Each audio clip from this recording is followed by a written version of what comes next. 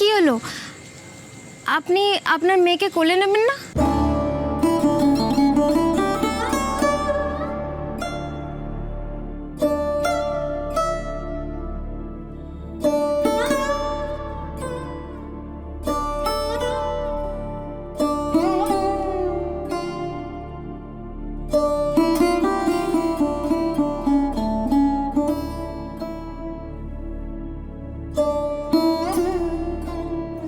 এই তো সোনা, এই তো আমি বাবা।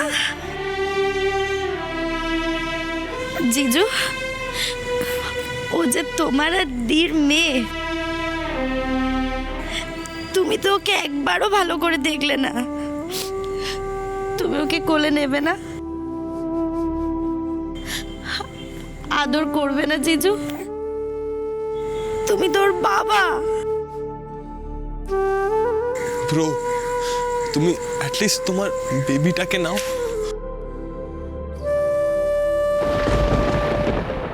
ব্রো, ব্রো কোথায় যাচ্ছ? জিজু, জিজু দাঁড়াও, তুমি ওকে কোলে নেবে না জিজু? আরে আমার মনে হয় উনি এখনো শকটা কাটিয়ে উঠতে পারেনি। ওনার বোধহয় সময় লাগবে।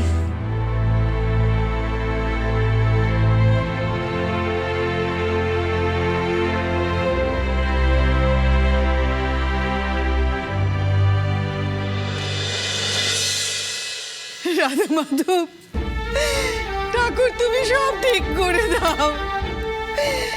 এভাবে আমাদের সংসারটাকে তছনছ করে দিও না। এখন তো তুমিই ওদের সহায় ঠাকুর। হীরা আর ওর সন্তানকে সাবধানে রেখো ঠাকুর। কোনো বিপদের আঁচ যেন ওদের গায়ে না লাগে ঠাকুর।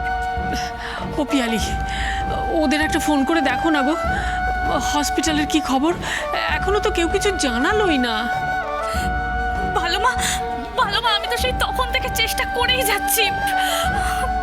মিস্টার চ্যাটার্জির ফোনটা বেজেই যাচ্ছে, কিন্তু উনি ফোন ধরছেন না। আর আর অন্য কারোর ফোন তো লাগছেই না।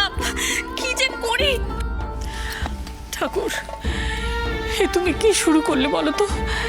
যে মেয়েটা সারা জীবন সকলের ভালো করলো, তাকে তুমি এই বিপদের মুখে ঠেলে দিলে, তার জীবন সংশয় ঘটালে।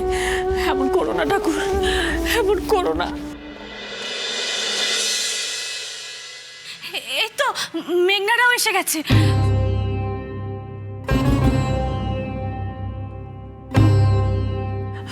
অভিক, ওদের কোনো খবর পেলে?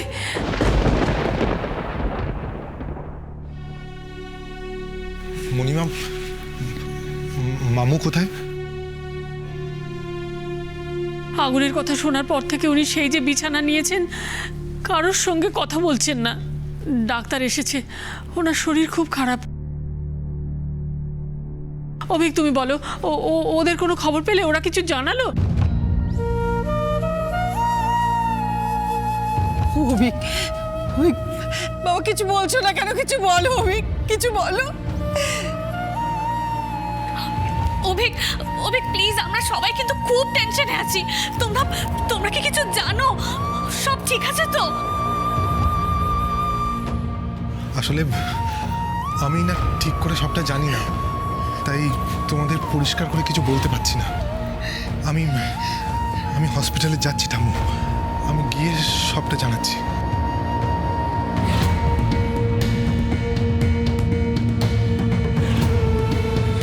মেঘনা,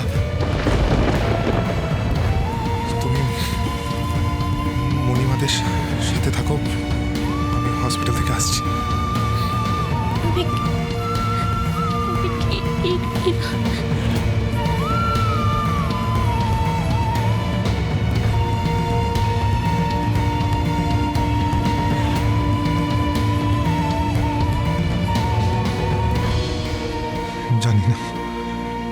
জানি না আমি তোমাদের কি বলবো।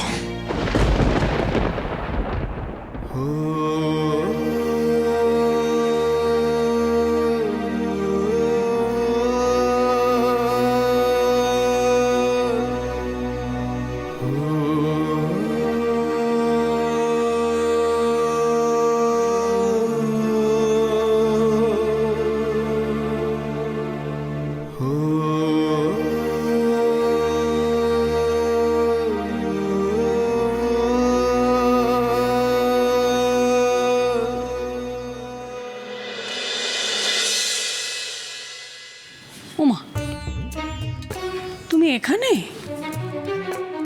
কখন উপর থেকে নেমে এসেছো অসুস্থ শরীরে? এই নাও, কিছু খেয়ে নাও, অনেকগুলো ওষুধ খেতে হবে যে।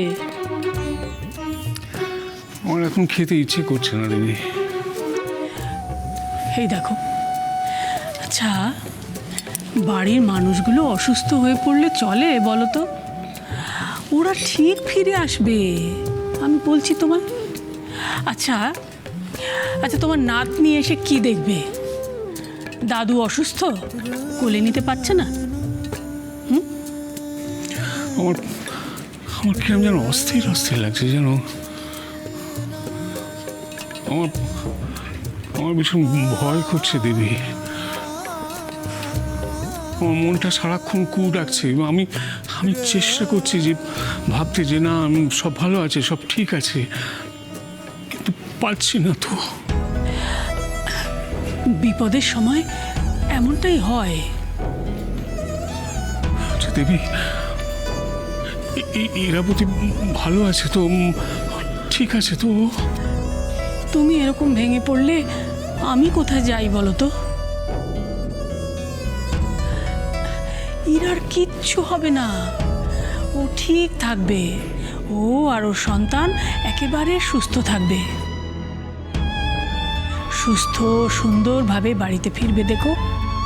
আর তাছাড়া আকাশ তো আছে ওদের সঙ্গে, অভিকও সকাল সকাল বেরিয়ে গেছে ওদের ফিরিয়ে নিয়ে আসতে। দেখবে সব ঠিক থাকবে। একবারটি ওরা ফিরুক, তারপর তুমি আর আমি দুজনে মিলে আমাদের বৌমা আর নাতনিকে বরণ করে ঘরে তুলব, কেমন? তোমার কথাই যেন সত্যি হয় দেবী। এবার ওদের পেলে আমি আর কাজ ছাড়া করব না। আমার যা কিছু আছে সব দিয়ে ভরিয়ে দেবো আমার নাতনিকে।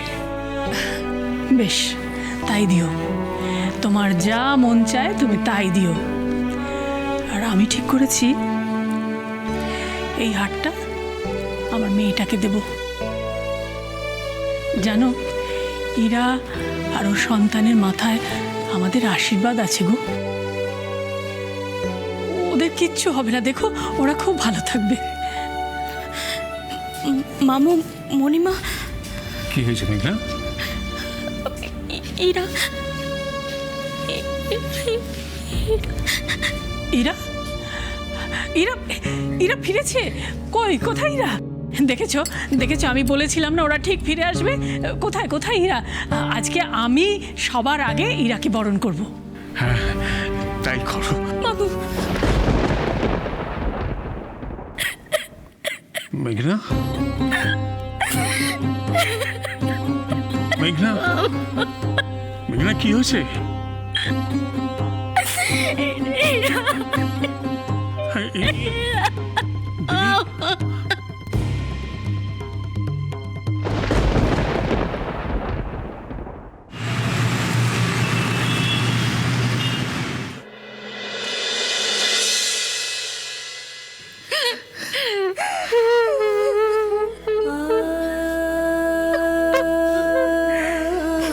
ওটা কে মামা? ওটা কে শুয়ে আছে?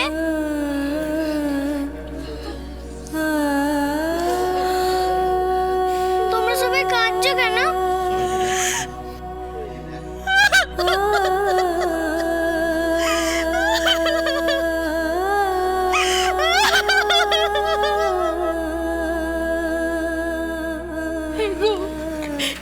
কি সর্বনাশ হলো গো। ইরা দিদি আমাদের এভাবে ছেড়ে চলে যেতে পারে না। এই হতে পারে না,